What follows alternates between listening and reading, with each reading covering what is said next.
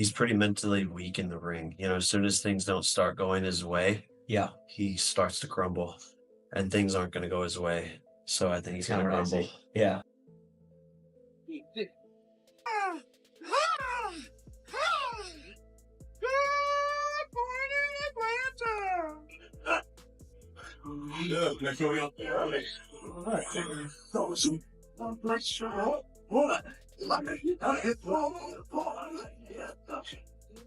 Jake Paul was visibly stunned when he saw the intense sparring clips of Gervonta Davis.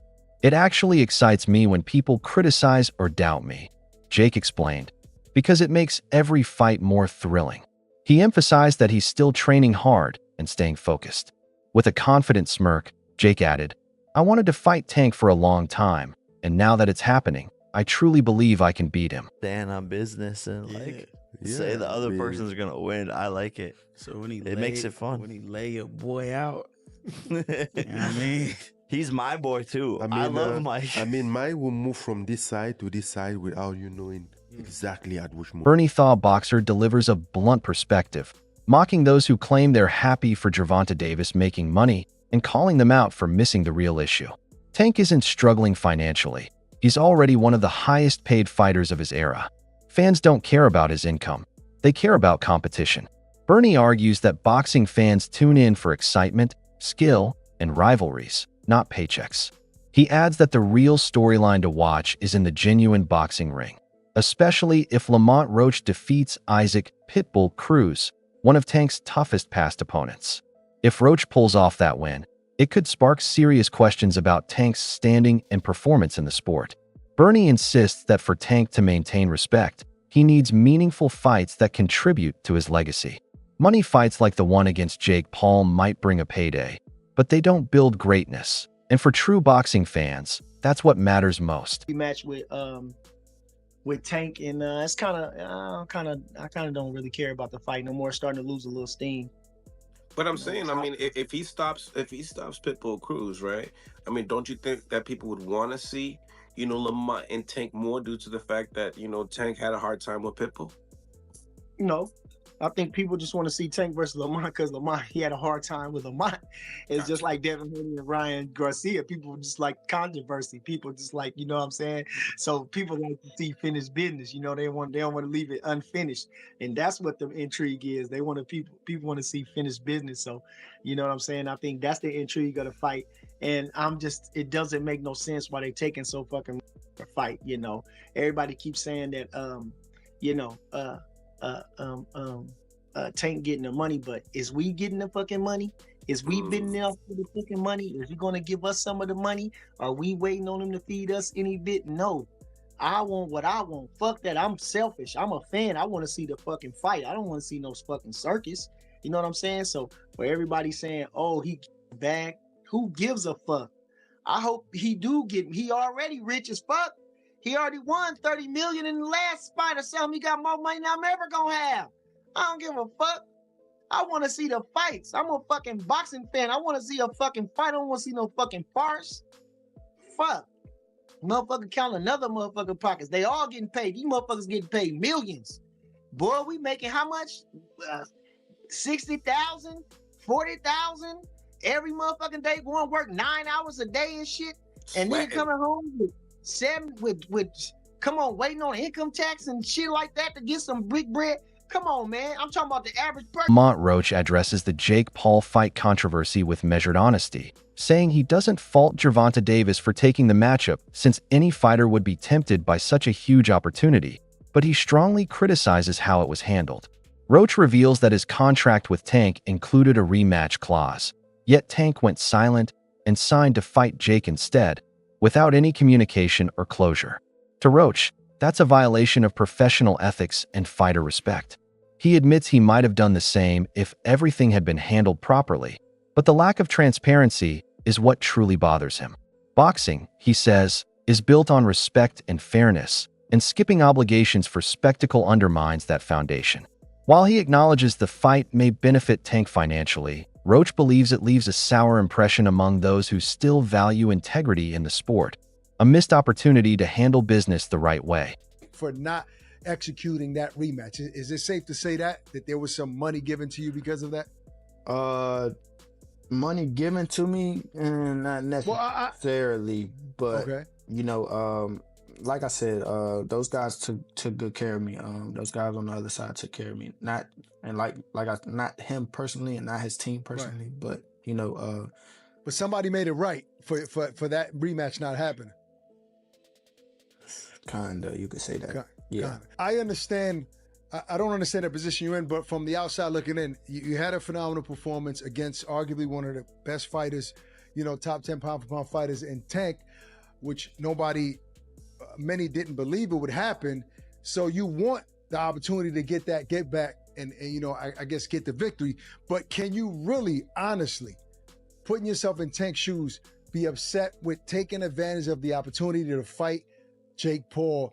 Reportedly, there's about $40 million that he's going to get paid. Now, I don't know this to be, you know, accurate, but I'm saying those are the reports, right? If you were in his shoes, wouldn't you do the same thing?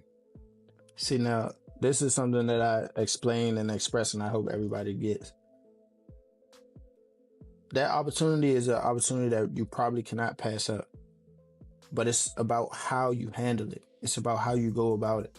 A lot of people don't know that he actually exercised his rights to the rematch, so that contractually binds us to a fight. You cannot breach that unless you do what you have to do to handle the business, to be like, okay, well, we mutually agree to let you move on or swindle around. If Jake Paul defends his matchup by making it clear that this isn't an exhibition like Mayweather versus Logan Paul. It's a fully sanctioned boxing match with official judges and a legitimate winner. He stresses that this fight is real competition, not a scripted spectacle. Jake proudly highlights the knockout bonus, calling it massive motivation for both sides, and says he thrives when people doubt him because their criticism only pushes him harder. He insists this isn't a money grab, but the biggest moment of his career. For Jake, the knockout bonus represents more than money. It symbolizes his confidence, dedication, and the chance to test himself against one of boxing's most feared fighters. He claims to be training harder than ever and believes completely in his abilities. This time, Jake says he isn't stepping into the ring just to survive. He's coming to prove that he truly belongs among the elite. Even the list you made years and years ago, Gervonta Davis is on the list. Yeah, exactly. It's all manifestation, and it's a very powerful thing. And yeah, I think people don't dream big or set massive aspirational goals and then also put the work in. I think that's the other thing, is like, I'm still doing sprints and track work and bench press and squats and all of these things for the sport of boxing. So when I transition to NFL, I'm going to have a lot of that natural explosiveness and power from the past 6 years of training. Ryan Garcia doesn't hold back when giving his opinion, calling Jake Paul's matchup a calculated publicity stunt meant to keep him in the spotlight rather than uplift boxing. Having his own history with Gervonta Davis, Garcia believes Tank accepted the fight not out of hunger for competition, but for the payday. He argues that true fighters define success by legacy, not by clout or the size of a single event's paycheck, and sees this move as more about headlines than genuine greatness. Versus Tank, right? Oh, yeah. Like, everyone's talking about it. It's a whole thing. A lot of people liked it, didn't like it. Yeah. How did you feel when you first saw that it was a thing? It pissed me the fuck off, bro. Yeah, why? It just disappointing on mainly Jake's end. You know, we're not falling for the Disney Channel bit no more. We're not falling for you're not a fighter no more. We're not falling for that. You know, you're ranked as a cruiserweight and you're out here trying to fight a lightweight. And then on top of it, you were just talking about fighting Anthony Joshua. That doesn't make no sense. And, you know, I just felt like it was a disgrace to boxing and kind of it was not a good move by Jake Paul. You know, I understand people saying, you know, Gervonta got to go get his money, you know, blah, blah, blah. But, like, we're not talking about that shit. We're talking about the sport, bro. We're not talking about, oh, you got to get that money, bro. Yeah, but everybody's open to criticism. That's the whole point of this media shit. Right. That's why they talk about basketball players. They don't talk about, well, LeBron's making too much. Like, nobody cares, bro. If LeBron's missing the shot, he's missing the fucking shot. So at the end of the day, bro, I just thought it was a disgrace to the sport. Because on one end, you know, you got the casuals, right? The casuals don't see the weight difference. They see Jake Paul and Gervonta Davis. Yeah. And if Gervonta Davis doesn't fuck up Jake Paul, they're gonna think Jake Paul is some pound for pound champion type of fighter. Yeah. And to me, that's just it's tricking the public, and it's kind of bullshit, bro. At the end of the day, because at the end of the day, if Gervonta was Jake Paul's size, we wouldn't even be having this conversation. They probably wouldn't even. Sean Porter offers a balanced yet critical take, acknowledging that Jake Paul has done something impressive by getting legitimate fighters into the ring, but he points out that the driving force behind those matchups is usually money.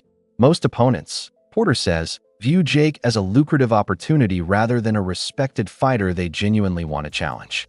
This pattern has followed Jake from the start. He's achieved fame, but fame isn't the same as respect. Porter concedes that Jake has made real progress in his skills, conditioning, and discipline, yet he still lacks the kind of admiration that comes only from battling elite-level opponents over time. In Porter's eyes, the boxing world ultimately values legacy, heart, and consistency far more than viral moments or paydays. You're a boxing fan? Totally. Okay. Tank Davis and Jake Paul in November. According to betonline.ag, Jake Paul's the underdog at plus 139. Gervonta Davis is the favorite at minus 180. So he's the favorite almost 2-1. Right. What do you think will happen in this ring? I don't know, but Tank should beat him. Tank should beat him, but Tank is smaller. And usually in boxing, you take the bigger man, but then again, Terrence Crawford killed that when he beat Canelo. They're the same weight. Yeah, they were at the same time. weight Well, at the no, time. maybe a little bit different after they rehydrated, but they weighed in at the same weight. There's a 30-pound difference between Gervonta and Jake Paul. Jake Paul had to lose like 30 pounds to get down to like 195. And Gervonta, I think, is like 160. Gervonta all the way up to 160? Well, hold on. Gervonta. 160? Oh, maybe I'm wrong. Hold on. No.